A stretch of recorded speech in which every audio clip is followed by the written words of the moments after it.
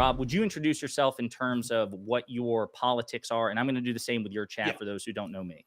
Yeah, so I'm Rob Knorr. I've lived in rural Pennsylvania my whole life. Everyone I know is a blue-collar worker, probably Red Wing, but 90% of the people I know aren't political, or weren't at least. I went off to university and did policy debate in college, which is the left of the left. And so that's where I got an interest in debate. I started streaming. I started posting on blogs and stuff, but started streaming really, I think, around 2017. And my reasoning was I didn't feel anyone spoke up for people in rural America.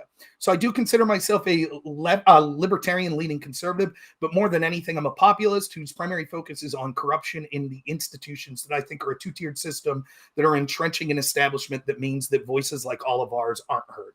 Okay, fair enough. So you would say that your primary political mission, even more so than policy, is just the general mission towards anti-corruption. Okay.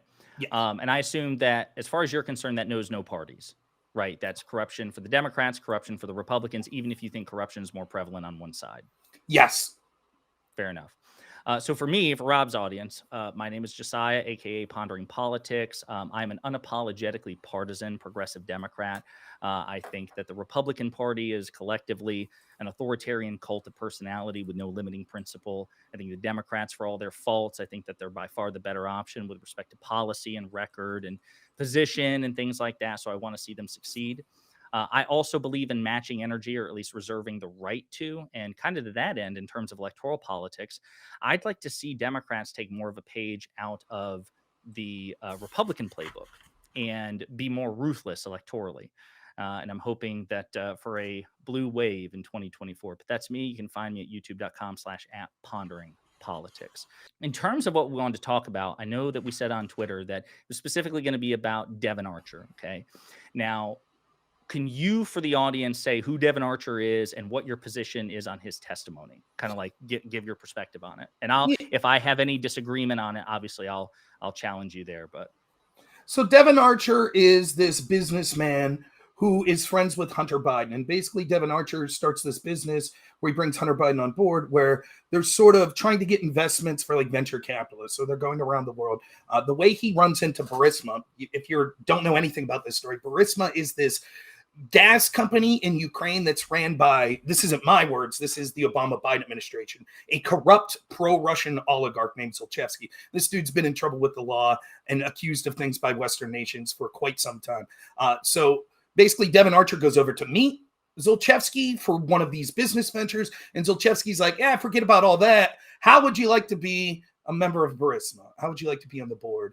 Would you like to talk to the former president of Poland? He's on the board. Devon Archer goes, talks to him, agrees to come on the board. They originally hire Hunter Biden on his council, but then in, I believe, April of 2014, they actually hired Hunter Biden to the board, in which seems pretty evident from almost everyone's testimony. That was their ultimate goal. They went through Archer to get to Hunter Biden because they wanted a Biden because they thought it would help them. Okay. And in terms of the testimony that he provided, so to put this in context, and again, you tell me before you, because I want to set it up as far as the connection to the Biden impeachment inquiry. And again, let me know if you quibble with this. Mm-hmm. So obviously, since January 2023, when Republicans took the majority in the House of Representatives, one of their foremost political missions has been to try to impeach President Biden. And Devon Archer, in his capacity as a business acquaintance, a business associate and a longtime acquaintance of Hunter Biden, was pitched in the media as going to provide the smoking gun. He was going to be a decisive witness against Hunter Biden and ultimately, by connection, Joe Biden. Would you agree with that was how it was hyped up? Well, I don't disagree with the section you're talking about. I think it starts before this, though, because I think that the reason this became a story in the first place was because of the first impeachment of Donald Trump. So that's when all of this story started to become in the public eye, which was that they sure, to be sure, but I mean in terms of because we're going to be talking about the testimony itself, but I just wanted to establish you laid a pretty good setup of who Devon Archer is relative to Hunter Biden, but his significance to the Joe Biden impeachment inquiry, which is the context for the testimony. I was just trying to bridge. He was testifying in front of the impeachment committee, but I just want to stress, when I talked about this, it was well before any impeachment inquiry, and the reason was, to me, it was a legitimate defense in the impeachment of Donald Trump to say when he's talking to Zelensky and he's asking about this prosecutor that got fired by the name of Victor Shokin, if there was potential malfeasance there, there's no reason to impeach Trump. Trump as president, as the executive, is allowed to look into potential crimes that involve billions of US tax dollars. And so that's where this story begins. It's not that the Republicans were trying to weaponize this story to go after Biden. It's that the Democrats weaponized this to go after Trump and impeach him over nothing. That's where this story started. And then once the facts started to come out, that was like, wait a minute, actually, there's a lot here that should have been investigated. Then they cried foul and said, this is just them trying to do what we did to them.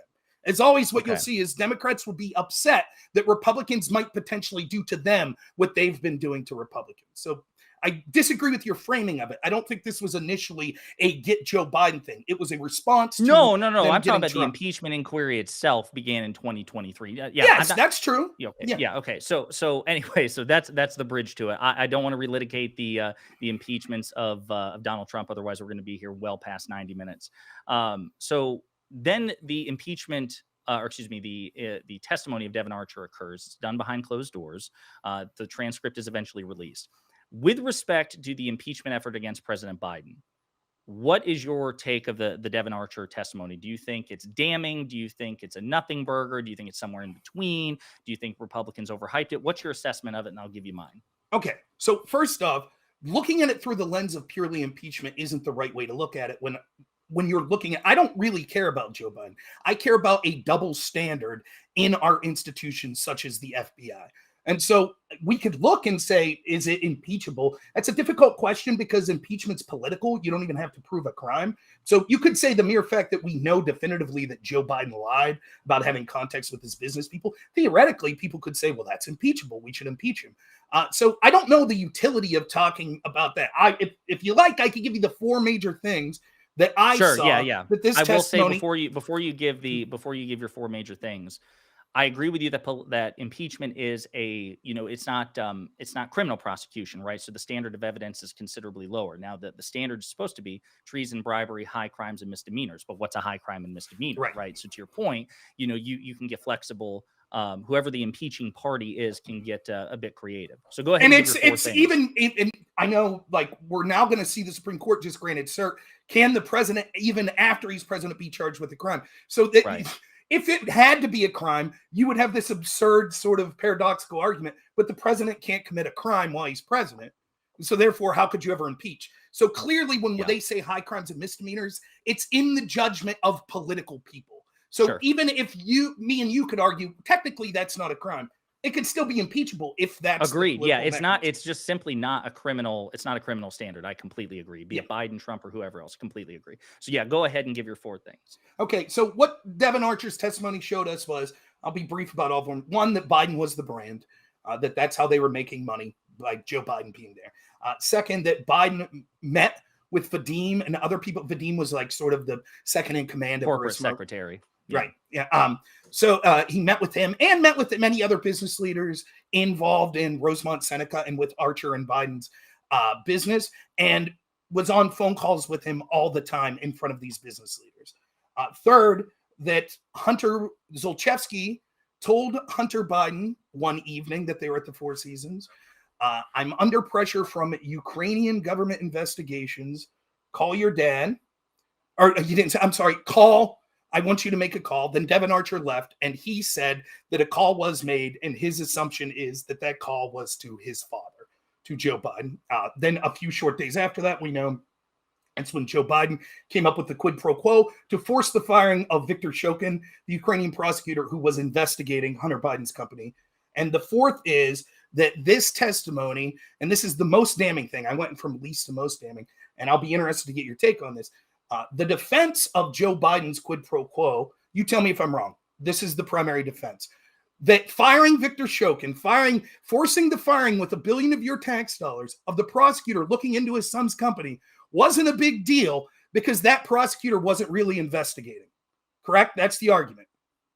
That is part of the argument. Well, that's the major part of the argument. Because you would agree a president or a vice president or someone in an executive branch using your tax dollars to force the firing of a prosecutor looking into their family member is really bad. So I would agree with you that simply that trying to influence foreign policy simply to benefit a member of your family, yes, that is corrupt no matter who does it. But I'll give you my take on the situation when you're done with yours. Okay, so this is the last thing. Despite the fact for years we were told that there was no Ukrainian government investigations, Devon Archer testified that the reason Zlochevsky asked Hunter to make this call was because he was under pressure from, quote, Ukrainian government investigations. And so that was the biggest bombshell in this testimony, that the defense that the Biden administration and Biden defenders had given all along, that actually there was no investigations from the prosecutor general or from the Ukrainian government into Zlochevsky, was a lie. And then, of course, we know the end result, which you can't dispute. The firing of Viktor Shokin ended up being an incredible benefit to Burisma and to Zlochevsky and to Hunter Biden's company, because the new guy came in and within 8 months dropped the investigation completely, which Zlochevsky was allowed to come back to Ukraine because he was basically exiled, or by choice, he's self-exiled. He came back, celebrated, and started to make a bunch of money again. Those are the four things. Gotcha. So my take of the situation is this. So I think that the Devon Archer testimony is a nothing burger, certainly with respect to impeachment. And maybe that's something, I know you said that you don't look at it quite through the lens of impeachment, that it's a broader issue for you with respect to your perception of double standards. And that's fine. And maybe we can agree on the impeachment thing, or maybe not. Well, let me ask you this. Do you think Devon Archer's testimony is damning with respect to impeaching Biden? Yes, because Okay, I would impeach. I'll just say real quick, sure. I would impeach because Biden lied about his contacts and because he did this quid pro quo. And now we have evidence that Zlochevsky wanted this guy gone, or he knew that there was Ukrainian government investigation. So I would say that I wouldn't say that this alone makes it impeachable, but I think it far moves the bar there. There's other things that I would impeach him for as well. Sure. Okay. So here's my take on it. To me, the Devon Archer testimony is truly a nothing burger for a couple of reasons. Number one, so again, Devon Archer, a longtime acquaintance and business associate of Hunter Biden. He's familiar with Vadim and Mykola Zlochevsky. He's a guy who's in the know. He says, number one, that Hunter Biden, as far as he's concerned, that the interest that Burisma had in him was justified because, he was an attorney, he was a lobbyist, he was somebody with relevant expertise. He worked for major law firms who also were able to lend their clout to Burisma and to PR and things of that nature, number one. Number two, the times that he witnessed Joe Biden and Hunter Biden interact with one another, he said that there was never any damning exchanges, that there was never discussion of business. There was never any sort of attempt at leveraging influence. He has no evidence that Joe Biden was working with Hunter Biden to exploit the Biden family name. He actually said that it was important for Hunter, in his estimation, to be very fastidious about the law and not breaking the law. The situation with the firing Viktor Shokin, to me, the timeline doesn't work right for a few reasons. Number one, even if we grant all the premises that phone call actually happened, it happened as described by Devon Archer, and that's he's under the pains and penalties of perjury, right? So if he lies during those congressional questions, he'll suffer consequences. So it's fair to take him at face value.